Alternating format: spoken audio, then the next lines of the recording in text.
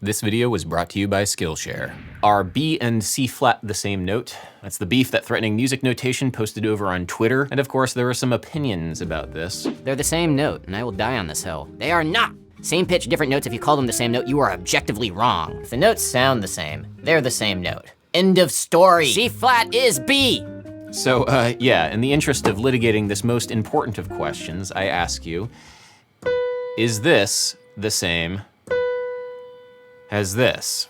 Well, I mean, you heard it, you saw it. Don't try and gaslight the audience into thinking that they're different. They're clearly the same pitch, right?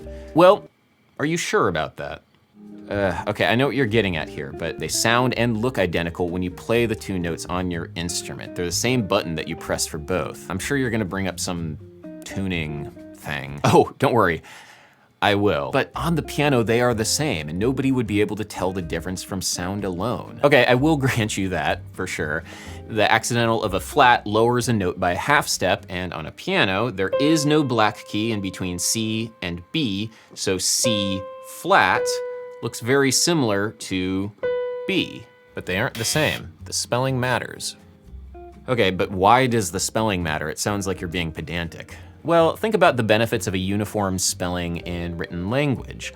There's nothing intrinsically wrong with spelling language like this, but you might be communicating something different than what you intend to by spelling it this way. We adhere to standards in the interest of communicating clearly and effectively. It's the same thing with music. One fundamental standard in Western musical spelling is that for all major and minor scales, every letter name must be present in alphabetical order. This is sacrosanct. All the letters in order every time. Okay, so what does this have to do with C flat and B? Letter names in alphabetical order. G major would be spelled G, A, B, C, D, E, F sharp, G. That's what you get when you spell alphabetically starting on G, the pattern of whole steps and half steps that make up a major scale. And by that same logic, G flat major would be the same letter names in that order, just down a half step. G flat, A flat, B flat, C flat, D flat, E flat, F, G flat. C flat is the 4 in the key of G flat, and B is the 3rd in the key of G. On the piano, the note sounds the same, but it's spelled differently depending on the key. This is all kind of just proving my point. Like, there's no difference in the sound. It's the same button you press, so why make that distinction at all? All right, so all of this stuff so far is very theoretical, kind of navel-gazy. Let's see if we can't hear the difference between C flat and B in an actual piece of music. I wrote this tune in E flat major that goes E flat, G7, A flat minor. It's the Chords to Creep by Radiohead. It's a good tune, I love that tune. Yeah, I do too. Take a listen and see if you can't hear the difference between B and C flat.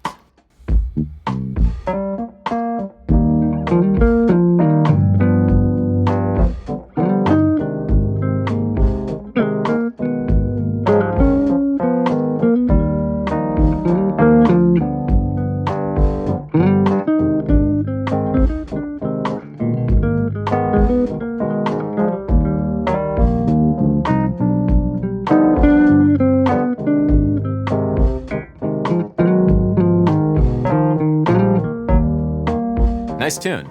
Thank you. Thank you. Thank you so much. But I don't really understand what this is supposed to prove because it kind of sounds like they're more or less the same in pitch. So B and C flat have different functions within the key of E flat. They sound different even though they're represented by the same note on the piano. Functions are beautiful. They are what give notes meaning within keys for people who are familiar with the harmonic and melodic language of tonal music. B flat is the 5 in the key of E flat, and so B natural or B would be the sharp 5. And for me, sharp 5 has this particular kind of yearning quality. It aspires upwards, especially in this case to the 6 in the key C. You can hear that yearning, aspiring vibe. And Ray LaMontagne's You Are the Best Thing. That vibe goes very well with the lyrics, which say, you are the best thing that ever happened to me. He sings it in the key of B flat, so the sharp 5 is an F sharp, and you can really hear the striving quality of that sharp 5 in the melody. It's perfect for the lyrics.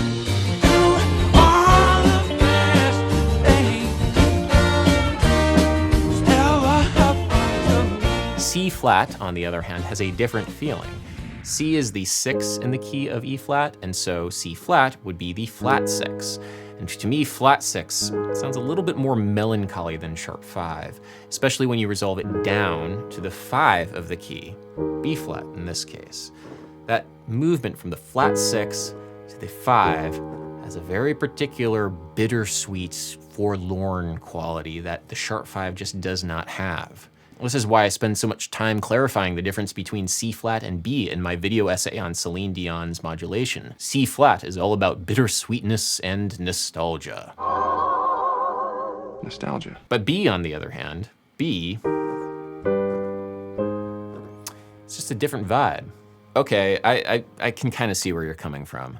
Like labeling a pitch B or C flat will give information to the performer or the composer about the emotional quality of the melody that they're going to play.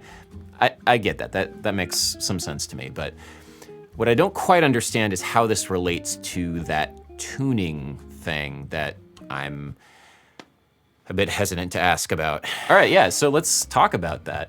Because singers singing in a choir, or maybe sometimes instrumentalists which aren't as tightly bound to the tuning of a piano, will sometimes tune using just intonation or simple ratios. And when you do that, B and C flat are sometimes different. Okay, I'll bite. Why are they different? Well, G is a major third above E flat. The ratio of a major third, how much faster the waveform of a well-tuned G vibrates in comparison to E flat, is 5:4. So hypothetically, just making up numbers here, E flat vibrates at 400 hertz. 400 times 5/4 equals 500 hertz. That's the frequency. Hypothetically, remember, I'm just making up numbers here, 500 hertz is the frequency of G. So the note a major third above G is B. And the way we calculate the frequency for B is multiplying 500 times 5/4 to get 625. Okay, so B is 625 hertz. Remember that. Okay, I'll remember that. Now, octaves are based in multiples of 2. So if E flat is vibrating 400 times a second at 400 hertz, E flat up the octave would be vibrating 800 times a second at 800 hertz. 400 times 2 is 800. E flat times 2 is E flat. Okay, we're now at the point in music theory where we're multiplying notes. Okay, so say we want to tune down a major third from this high E flat of 800 hertz. That's 3 letter names. So in this case, C flat.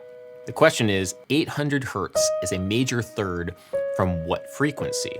In other words, X times 5/4 equals 800. Solve for X. Okay, making me do algebra here. That would be 640, which, wait a second. 640, that's not 625. Yeah, so 640 is an entirely different number from what we calculated for B originally, which was 625. That means a just tuned C flat sounds like this with E flat, and a just tuned B sounds like this with E flat. This, of course, is a small distinction, but it is a distinction. These are 2 separate notes, 2 different ways of playing, 2 different ways of tuning. And if you're singing in a choir, for certain chords, you might want to sing one way. For other chords, you might want to sing a different way. So never mind the theory, just gut check. If you were a singer and trying to sing a G major triad, which of these versions would you try to sing naturally in tune, purely by ear?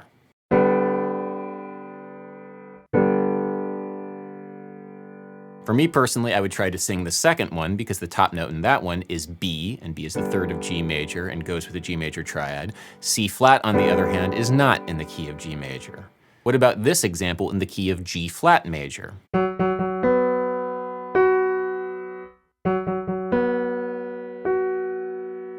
For me, I would probably try to sing the first one because C flat is the 4 in the key of G flat major and B doesn't exist in G flat major. So for pieces of music that go between G major and G flat major, you might need to sing that note ever so slightly differently. Well, yeah, I can hear the difference between the two, but it's a pretty small difference, right? Couldn't you just say that it's both B tuned ever so slightly differently? Why do you gotta split up pitches into smaller and smaller fragments? You know, with as many rock and roll recordings that are out there with questionable tuning with differences probably a lot larger than that, I'm not sure if it makes sense labeling one thing B and one C flat. That is a fair point. you could focus too much on these tiny discrepancies of tuning and miss some more important aspects of the music. But these discrepancies do exist. They're called commas, by the way, and I highly recommend 12 Tone's video on commas. The comma between C and B flat is called a diesis, which I think is a very, very cool name. So thank you for watching my video on diesis. Diesis. Diesis. Now with our current piano layout, of course, there is no difference between B and C flat, but in the 16th century, they were experimenting with all kinds of different piano layouts, including this one, where you do have a separate B and C flat. That distinction was tempered out with our current system of 12-tone equal temperament in about the 18th century. I sometimes like to think of alternative history scenarios where we adopt a more crazy piano layout like this one instead of the 12-tone layout that we have today. Okay, there's a lot of stuff in this Western music theory system that seems kind of counterintuitive, but the more time you spend with it, it ends up, I don't know, making a kind of sense. Yeah, like even though there isn't a distinction on the piano anymore, that doesn't mean the melodic vocabulary still exists that makes the distinction between B and C flat. And so people who have spent a lot of time playing music will be very sensitive to the subtle alterations in sound that come with different functions, like how you might want to emphasize a sharp 5 versus a flat 6. Should you staccato that bad boy? Where do you place it on the beat? How do you change the sound of your voice or your instrument to match the emotion of the function? What kinds of ornamentation vocabulary you might want to put with it? There are bends, there are slides, there are certain things that I would do on a C flat that I would never do on a B. Like this guy right here.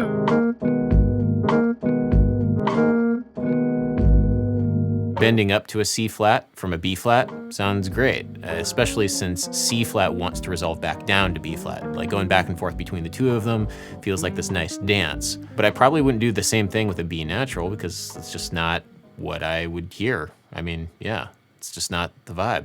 Like, despite all the feeling that music theory is this mathematical thing, hold on, you literally made me do algebra like a couple minutes ago. Granted, there is math sometimes, but the vast majority of it is not particularly logical or rational. It is a very messy system. But music itself is not particularly logical or rational. It's just as messy. There have been 1,000 years of revisions on revisions to the music and the language used to describe it.